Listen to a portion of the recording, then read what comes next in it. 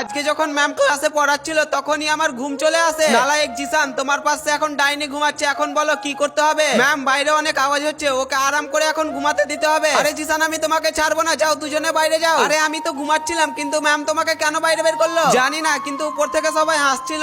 আর এখানে দাঁড়িয়ে থেকে কোনো লাভ হবে না, চলো আমরা বাবরি মসজিদের দিকে যাই। আরে থামো, আগে এইদিকে এসো। আরে কি করছো? একদম চুপ। আরে এই ডাইনি তো অনেক সুন্দর, একেই গার্লফ্রেন্ড বানাতে হবে। এটা সকাল 8টার ঘড়ি, তুমি সকালে মসজিদে চলে আসবে, আমি চলে আসবো, তারপরে আমরা পরের দিন মসজিদে যাই। তোমাদের দুজনের ভালোবাসা হয়ে গেছে তো ক্লাসে চলো। ডাইনি তো সাহস কি করে হলো আমাকে ফেল করানো? আরে তোমরা স্কুলটাকে ভালোবাসার পার্ক বানিয়ে রেখেছো, আজকে থেকে তোমরা দুজন আলাদা থাকবে। শালা তোকে তো আমি ছাড়বো না। জিসান, আমি তোমাকে বয়ফ্রেন্ড বানাতে চাই, আর ওই ডাইনিকে যদি ভালোবাসো তাহলে তোমাকে ফেলই করতে হবে। আর আমি পাস করার জন্য কুকুরের মতন পড়াশোনা করতে থাকি, আর আমি প্রিয়ার ঘড়িটা মিটতে দিই না, আর আমরা দুজনে পাস হয়ে যাই। জিসান, আমরা মসজিদে গিয়েছিলাম, সেই পাস হয়েছি। আমি ওই দিন আল্লাহকে বলেছিলাম আমি প্রিয়াকে ভালোবাসি, অনেক সুন্দর।